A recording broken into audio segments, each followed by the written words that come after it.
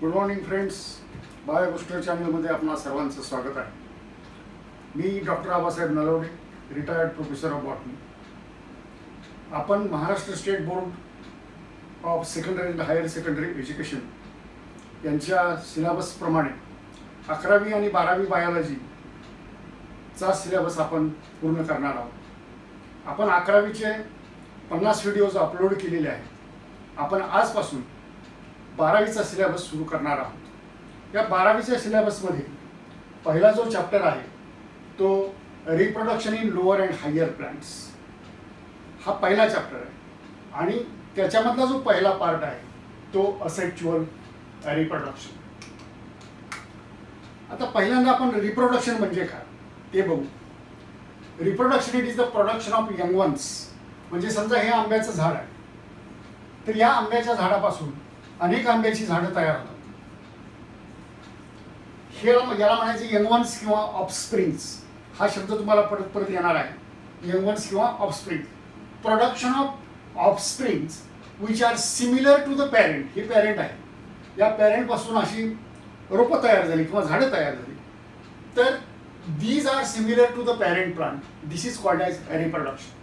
Reproduction is defined as it is a biological process in which organism gives rise to young ones. याला म्हणायचे young ones किंवा offsprings, and these offsprings are similar to the itself. उदाहरणार्थ आंब्यापासून तयार जाणारी जी झाडं आहेत ही आंब्यासारखी दिसतात, किंवा पिंपळापासून तयार होणारी रोपं किंवा झाडं आहेत ती पिंपळासारखी दिसतात. मनुष्यांचं पहा आपण, त्यांची मुलं आईवडिलांसारखी असतात. These are the similarities between the offsprings and the parents. Reproduction it is a biological process in which organism gives rise to young ones. This organism gives rise to these young ones. These young ones are also called offsprings, and these offsprings are similar to the parent. Reproduction enables continuity of the species, generation after generation. म्हणजे आंब्यापासून परत आणखी रोपं तयार झाली, त्या रोपांपासून परत आंबे येऊन आणखी रोपं तयार झाली, तर असं जनरेशन आफ्टर जनरेशन त्याचं रिप्रोडक्शन होत असतं. आणि याच्यामुळे स्पेशीजची कंटिन्युटी राहते. म्हणजे 100 वर्षापूर्वीचा जो आंबा किंवा 1000 वर्षापूर्वीचा जर आंबा पाहिला, त्याचे कॅरेक्टर्स आणि आजचा आंब्याचे कॅरेक्टर्स हेच सारखे राहतात.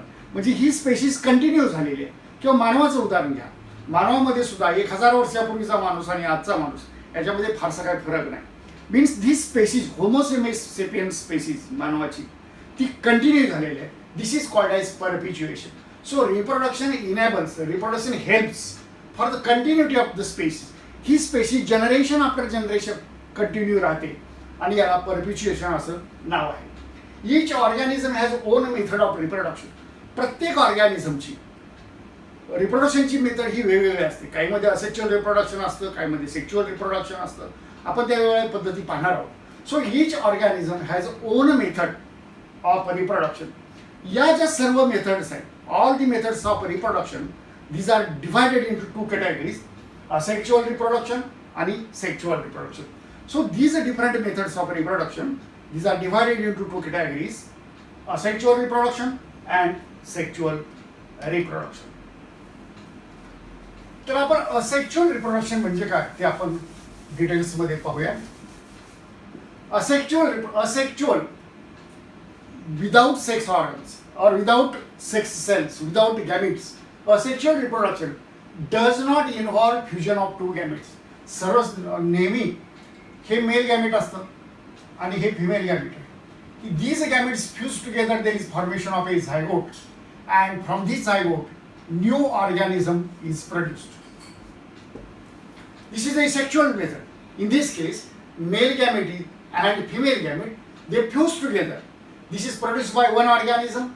Female gamete is produced by another female organism. And these gametes fuse together. There is formation of a zygote and new organism is produced. This is a sexual reproduction. Here, 2 types of organisms are involved. 2 organisms are involved. While in asexual reproduction, or this does not involve fusion of 2 compatible gametes. तर या 2 गॅमेट्सचं या ठिकाणी fusion असत नाही. In this method single parent is involve and this is called a uniparental condition. समजा उदाहरण घ्या, हे ऊसाचं झाड आहे. याचे आपण तुकडे केले तर याच्यापासून एक प्लांट तयार होईल, याच्यापासून एक प्लांट तयार होईल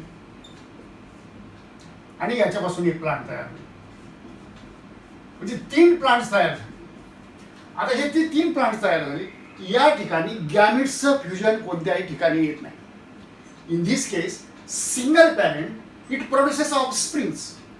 in this method single parent is involved, so this is called as uniparental condition.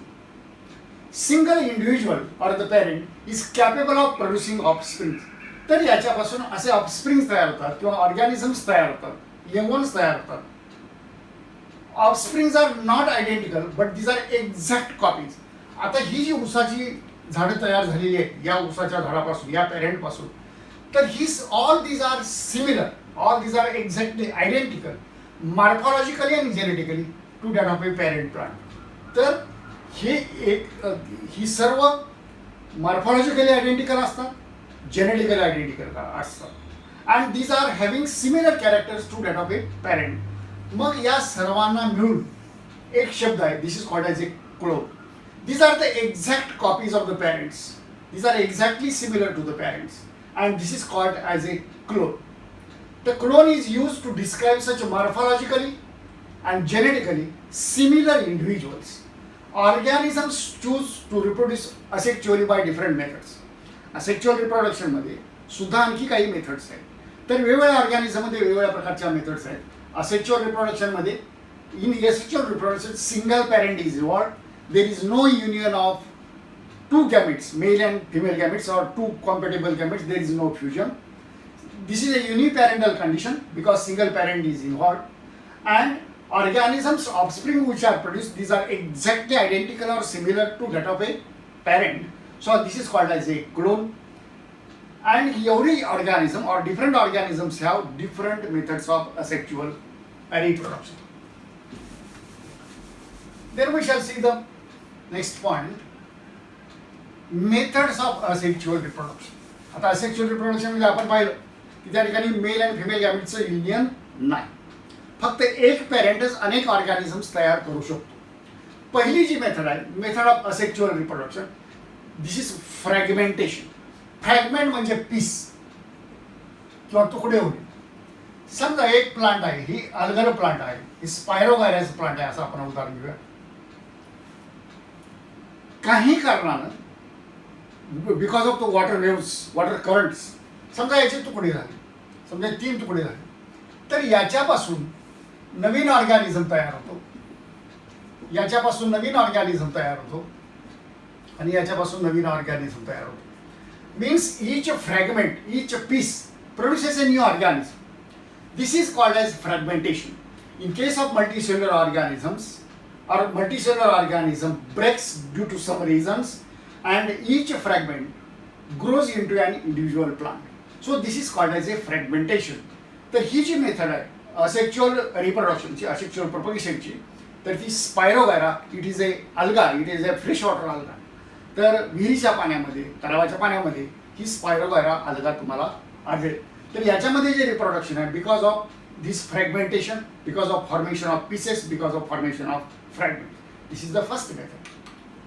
The second method of asexual reproduction, this is called as budding. Formation of daughter individual. हे parent आहे, या parent पासून हा organism तयार झाला, याला म्हणायचं daughter individual or daughter organism. तर बडिंग मध्ये काय होतं, there is formation of such a projection, असा उंचवणं तयार होतं. This grows further and again there is more growth of this projection and individual organism is produced. हा ऑर्गॅनिझम तयार. This organism is detached from the parent organism. Attach चिकटणे, detach बाजूला जाणे. So this gets detach from the parent organism. So this is called, this projection is called as a bud and the process is called as budding. You see it once again. Formation of daughter individual from small projection called bud. This bud formation starts, this bud grows, this bud produces a new organism, daughter organism, and this daughter organism is detached from the parent organism. This process is called as budding. Formation of bud. This is a budding. This type of asexual reproduction is observed in case of Hydra and Scylla. These are the animals. In these animals, you will see this type of budding method of asexual reproduction. आता budding, this is also observed in case of yeast. म्हणजे ज्याच्यापासून alcohol तयार होतं ती yeast किंवा ज्याच्यापासून ज्याच्यामुळं bread तयार होतो, तर त्या ब्रेड तयार करण्यामध्ये, वाईन तयार करण्यामध्ये यीस्टचा वापर केला जातो. तर ही जी यीस्ट आहे, this is a unicellular organism. In case of this unicellular organism, there is formation of a small projection. This is called as a bud. This bud grows and this gets detached from the parent organism and new organism is daughter organism is produced. This is called as budding in yeast. Yeast, it is a unicellular organism, unicellular fungus. This produces small projection called as a bud. This bud grows and this bud gets separated from the parent organism. This is called as budding in yeast. Next method of vegetative propagation, this is called as spore formation. There is formation of such a spores. These spores are the propagules which germinate to produce a new organism. Here, single organism produces large number of spores, and these spores, each spore germinates and to produce a new organism. There are several types of spores. हे जे spores पाहिले आपण त्याला म्हणायचं zoo spores. These zoo spores are microscopic. These are motile. These are having such a flagella for locomotion. For the movement, these flagella are used. So these are the zoo spores. So zoo spores, these are motile and having flagella for the locomotion. These are microscopic and motile spores. Such types of zoospores are produced in algae. Here, such a zoospores which are microscopic and having two flagella or having flagella for locomotion, these are produced in algae, and the example is Chlamydomonas. Chlamydomonas, it is an alga. In this Chlamydomonas, such types of zoospores are produced. Another types of spores, these are non-motile. These do not have such a flagella, and these are called conidia. This is a conidium. This conidium does not have flagella. It does not move. So it cannot move from one place to another place because it does not have flagella. And these types of spores, these are called as conidia. This is a conidium. These conidia are produced in the chains. In case of Penicillium fungus, name of the fungus is Penicillium. तर या Penicillium पासून penicillin नावाचं antibiotic तयार केलं जातं. तर या पेनिसिलियममध्ये अशा प्रकारच्या चेन्समध्ये कोनिडिया तयार होतात. Conidia are the non motile spores. Zoo spores are the motile spores. So these conidia are produced in case of fungus Penicillium. Spore formation, two types of spores. Locomotory spores or which are moving, these are called zoospores, and without locomotion, or these spores do not have flagella, they cannot move, these are called as conidia. The next method of vegetative propagation, this is called as a binary fission. Fission म्हणजे तुकडे होणे, binary म्हणजे दोन तुकडे होणे. Here you can see from a single organism, two organisms are produced. Means two similar organisms are produced. Many single celled organisms, for example amoeba, this amoeba reproduces by binary fission. In this case, cell divides into two halves, half parts. This divides into two half parts. These are called two halves, and each develops into a new organism. This half part develops into a new organism. So these are the daughter organisms. These daughter organisms are produced from a single organism. This is called as a binary fission. Binary fission, this method of the asexual reproduction, it takes place in case of single-celled organisms, in which this cell divides into two halves. Each half part develops into a new organism, develops into two daughter cells. And this type of reproduction is present in case of amoeba and paramecium. Then vegetative propagation. आपण आतापर्यंत जे असेक्च्युअल reproduction पाहिलं की याच्यामध्ये दोन sex organs, दोन गॅमिट्स कोणत्याही ठिकाणी आढळले नाही. Single organism produces the offsprings. Vegetative propagation म्हणजे काय? आता असेक्शुअल रिप्रोडक्शन जी टर्म आहे, this is used in case of animals, this is used in case of lower organisms, but in case of plants asexual reproduction is called vegetative reproduction or vegetative propagation. Method is same. No sex organs are involved, no sex cells are involved, no gametes are involved. But in case of plants, vegetative propagation term has been used. In animals and small organisms, asexual, the term asexual is generally used, but in case of plants, term vegetative propagation is frequently used. Here also, in case of vegetative propagation also, no gametes are involved. In plants, units of propagation such as runners, offsets, bulbs and rhizomes are suckers. I shall tell you some of the examples. Runners, हरळ जी असते, तर हरळीमध्ये तुम्हाला असं खोड जमिनीवरती running होत असतं. ते जे खोड आहे, this is called as a runner. त्याचे तुकडे केल्यानंतर त्यापासून अनेक हरळीची झाडं तयार होतात. ऑफसेट्स हे वॉटर हायसिंथमध्ये आढळतं.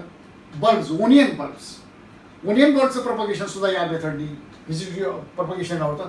राईझोम, आपलं आले आहे, आल्याचे जर तुकडे केले आणि हे जर आलं आपण लावलं तर त्यापासून नवीन झाडं तयार होऊ शकतात. Suckers. So these are the different units of propagation. पण ज्याच्यापासून नवीन प्लांट तयार होतं याला म्हणायचं unit of propagation. These structures are called vegetative propagules. याला म्हणायचं व्हेजिटेटिव्ह प्रोपॅग्युल्स. उदाहरणार्थ समजा हे आल्याचा रायझोम आहे, याचे आपण तुकडे केले, हा एक तुकडा लावला, हा तुकडा लावला, हा तुकडा लावला. हे जे तुकडे आहेत, these are called as vegetative propagules. याच्यापासून नवीन प्लांट तयार होतो, याच्यापासून नवीन plant, these are called vegetative propagules. The plants have a capacity to reproduce by vegetative propagation. There are so many plants which have a capacity to reproduce by the vegetative method.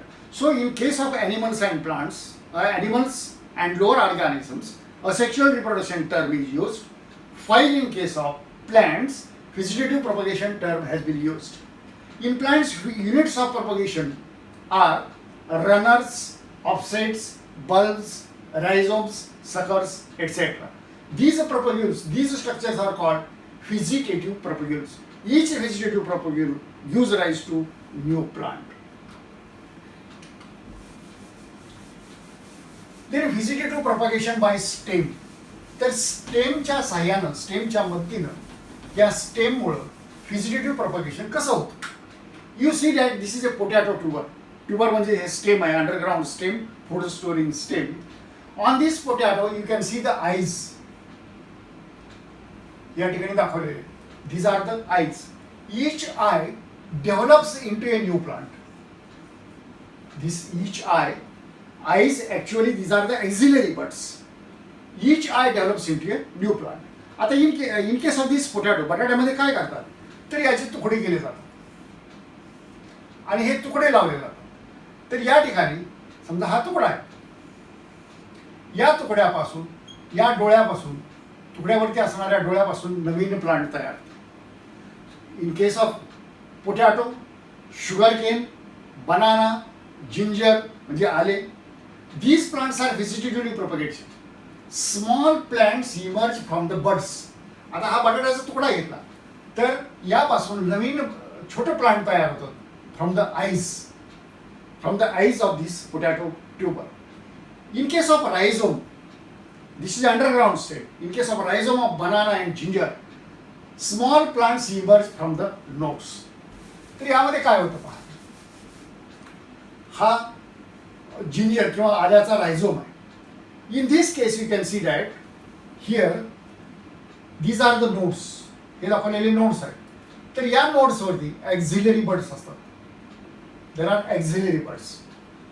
जर समजा आपण याचा तुकडा काढला आणि हा जर तुकडा लावला तर ते जे ॲक्झिलरी बड्स आहेत, these auxiliary buds grow into a new plant. When these nodes come in contact with the moist soil, ओलसर जमिनीच्या कॉन्टॅक्टमध्ये ज्या वेळेला हे आलं येईल किंवा आल्याचा पार्ट येईल त्यावेळेला त्याने त्याच्यापासून नवीन प्लांट तयार होतो. Rhizomes on banana and ginger. Banana केळीमध्ये सुद्धा. Small plants emerge from the nodes. These are the nodes present in the modified stem of these plants.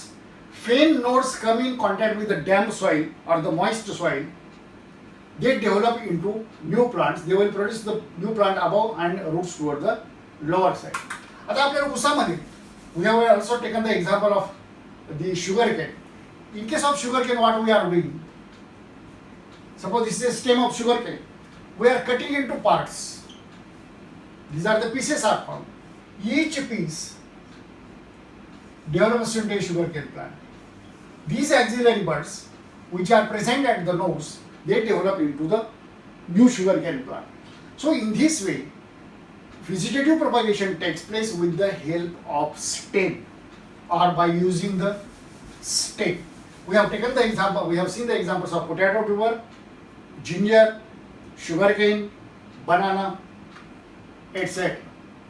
Vegetative propagation by leaf. तुम्हाला पानफुटीचं झाड, पानफुटीचं पान माहिती असेल.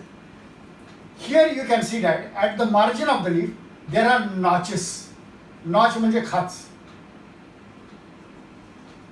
Here there are notches at the margins of the leaf.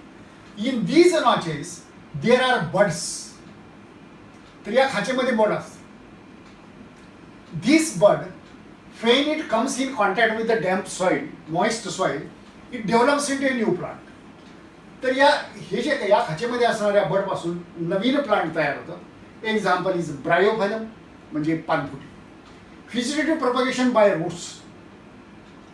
Sweet potato म्हणजे रताळी, अस्पॅरेगस म्हणजे शतावरी आणि dahlia या प्लांट्समध्ये रूट्सच्या साहाय्यानं प्रोपगेशन होतं. Roots produce adventitious buds and they develop into the new plant. Thus, vegetative propagation by leaf takes place in case of bryophyllum. Vegetative propagation by roots takes place in case of sweet potato, asparagus, and dahlia. Then, artificial methods of vegetative propagation. आपण आता vegetative propagationच पाहत आहोत. आपण आता वेगवेगळ्या प्रकारचे vegetative propagations पाहिले. तर आर्टिफिशियल मेथडनी याचं या प्लांटचं व्हेजिटेटिव्ह प्रोपगेशन कसं केलं जातं तर ते आपण पाहणार आहोत. Agriculture and horticulture use this artificial methods of vegetative propagation for the multiplication of Superior varieties, for the multiplication of high yielding, जास्त उत्पादन देणाऱ्या पिकांच्या जाती त्याचं मल्टिप्लिकेशन करण्यासाठी या मेथडचा वापर केला जातो. Various artificial methods of vegetative propagation are used to propagate desired varieties. आपणास आवश्यक असणाऱ्या व्हरायटीचं मल्टिप्लिकेशन करण्यासाठी या आर्टिफिशियल मेथडचा वापर केला जातो. त्याच्यामध्ये कोणकोणत्या मेथड्स आहेत? Cuttings, grafting, layering, tissue culture आणि बडिंग. तर या वेगवेगळ्या artificial methods of vegetative propagation आहेत, त्या आपण डिटेल्समध्ये पाहूया. पहिली जी मेथड आहे ती multiplication vegetative propagation, artificial method of vegetative propagation. This is A cutting. Cutting is a small piece of plant part. It is a small piece of plant part having 3 to 4 buds. तर याला birds दिसतात. हा stem जो part आहे याला म्हणायचं stem cutting. तर हे स्टेम कटिंग लावल्यानंतर याच्यापासून प्लांट तयार होतो. Stem cutting using stem cutting कोणकोणती प्लांट्स मल्टिप्लाय केली जातात, प्रोपगेट केली जातात. ते आहे की शुगर केन. शुगर केनमध्ये आपण स्टेमचं कटिंग वापरतो. गुलाबामध्ये आपण गुलाबाच्या काड्या वापरतो. बोगनवेलमध्ये सुद्धा आपण स्टेमचे कटिंग्स वापरतो किंवा त्याच्या काड्या वापरतो. कशासाठी? For the multiplication of these plants. So here cutting is a small piece of the plant part having buds. वेगवेगळ्या प्रकारचे कटिंग्स आहेत. Stem cutting. With the help of stem cutting we can propagate sugar cane, roses and bougainvillea. Leaf cutting. With the help of leaf cuttings, the plants like Bryophyllum and Sansevieria, these plants are propagated. In case of Bryophyllum, just now we have seen that. हे Bryophyllumचं plant आहे. तुम्हाला मगाशी सांगितलं की या खाचेमध्ये auxiliary buds असतात. जर ह्याचे आपण तुकडे केले आणि या तुकड्यापासून नवीन प्लांट तयार होईल, याच्यापासून नवीन प्लांट तयार होईल, याच्यापासून नवीन प्लांट तयार होईल.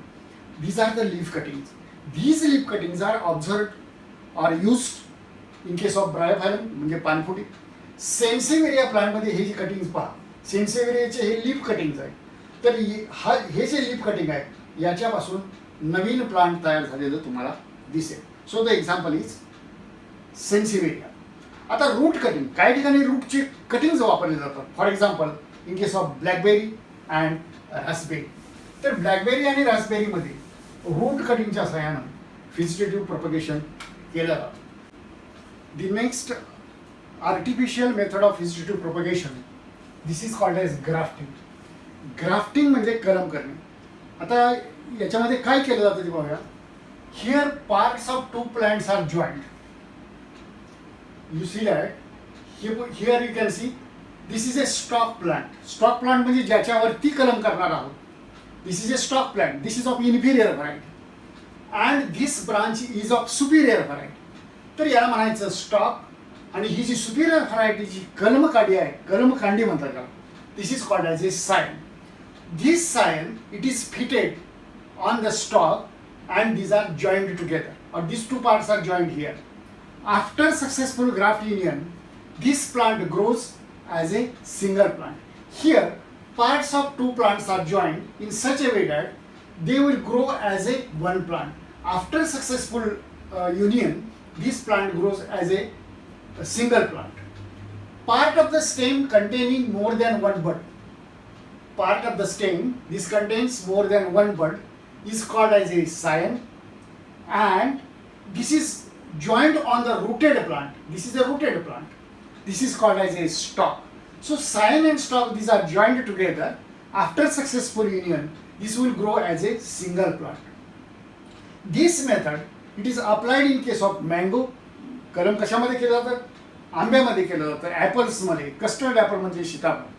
Especially in case of mango, what is done, this is a germinated seed. हे जर्मिनेट झालेलं सीड आहे. जर्मिनेट झाल्यानंतर हे या ठिकाणी कट करायचं. This is cut at this place. याच्यावरती खाच तयार करायची आणि ही सुधारित जातीची कलमकांडी आहे. This is called as a scion. तर या सायनला अशी पाचर तयार करायची. ही पाचर या स्लिटमध्ये किंवा खाचेमध्ये बसवायची. त्यानंतर हे पॉलिथिन स्ट्रिपनं टाईट करायचं किंवा पॅक करायचं. काही दिवसानंतर after about 10 or 11 days, the successful graft union will take place and this will grow as a new plant. म्हणजे या इन्फेरियर व्हरायटीचं कन्व्हर्शन आपण सुपिरियर व्हरायटीमध्ये करू शकतो. आणि this method it is applied in case of mango, custard apple and apple. This is grafting. The next method of artificial vegetative propagation, this is called as budding. Budding म्हणजे डोळा भरणे. आता कलम करणे आणि डोळा भरणे याच्यामध्ये काय फरक आहे? तर कलमाची जी कांडी होती scion, this scion contains 2 to 3 buds. परंतु in case of budding, this scion contains a single bud. तर या ठिकाणी हे जे सायन आहे, दिस कंटेन्स ए सिंगल बड. समजा असं गृहीत धरूया, हा सालीचा भाग आहे आणि या ठिकाणी डोळा आहे. तर हा कट करून घ्यायचा. हा साली असा चौकोन करून किंवा गुणगावामध्ये अशा पद्धतीने केलं जातं. या ठिकाणी डोळा आहे आणि हा सालीचा भाग आहे. तर अशा पद्धतीने डोळा काढून घ्यायचा. डोळा काढून घेतल्यानंतर ज्याच्यावरती आपण कलम करणार आहोत, तर समजा हे नोड आहे, ही फांदी आहे, याचे हे नोड आहे. तर या ठिकाणी याच आकाराचा सालीचा भाग काढून टाकायचा. याच आकाराचा सालीचा भाग काढून टाकायचा. त्यानंतर या ठिकाणी हा बसवायचा. या ठिकाणी हा डोळा. पॉलिथिन टेपनं हे पॅक करायचं. कालांतरानं साधारणतः 10 दिवसानंतर this bud grows into a new plant.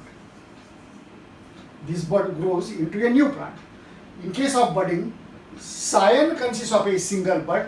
This bud is taken along with the some part of the bark. सालीचा थोडा भाग आहे. This is fitted on the internodal region. हा नोडचा भाग आहे, हा इंटरनोडल, दोन्हीच्या मधला space. In the internodal region, this is fixed. This is tied with the polythene strip. After some days, the union will be successful and this bud will grow into a new plant. This is a form of grafting in which instead of a branch with many buds, only single bud and a small part of the bark is grafted. Bark म्हणजे साल. The union is then wrapped. Wrapped म्हणजे बांधणे. This is wrapped with the polythene tape, and after some days, after 10 days, this bud will grow. It is practiced in case of roses, गुलाबामध्ये, citrus म्हणजे लिंबू, oranges याच्यामध्ये, peach and pier. तर याचा उपयोग काय की ज्या ओल्ड व्हरायटीज आहेत, ज्या इन्फिरियर व्हरायटीज आहेत, त्याचं कन्व्हर्शन सुपिरियर व्हरायटीमध्ये करण्यासाठी या डोळे भरण्याच्या पद्धतीचा वापर केला जातो. त्यानंतर next method of artificial residue propagation, this is called as layering. आता लेअरिंग म्हणजे काय आपण अगोदर बघूया. हे समजा एक झाड आहे, याची खालची फांदी आहे. ही फांदी आपण अशी वाकवली, ही जमिनीमध्ये किंवा मातीमध्ये अशी बुडवलेली आहे आणि त्याचं टोक वरती ठेवलेलं आहे. याला पाणी आपण घालतो. काही वेळेला या ठिकाणची साल काढली जाते, याची साल काढली जाते किंवा त्यामध्ये कट घेतला जातो. थोड्या दिवसांनी याला अशी मुळं यायला सुरुवात. After some days this will form roots. When the roots are produced, this is cut from the parent plant. तर हे पॅरेंट प्लांट पासून कट केलं जातं and this will grow as a new plant. Then we shall see the definition of layering. Development of roots on the stem while still it attached to the parent plant. Parent प्लांटला attach असतानाच खोडाला मुळं येणं, this is called as layering. लेअरिंगमध्ये अनेक प्रकार आहेत. पहिला जो प्रकार आहे तो सिम्पल लेअरिंग. ही जी मेथड दाखवलेली this is a simple layering. Simple layering म्हणजे या ठिकाणी एकाच ठिकाणी याला मुळं येतात. This is called as simple layering. Air layering, this is a air layering. तर या एअर लेअरिंगमध्ये काय केलं जातं, समजा ही फांदी आहे, पोमग्रेनेट किंवा डाळिंबाचा आहे असं आपण गृहीत धरू.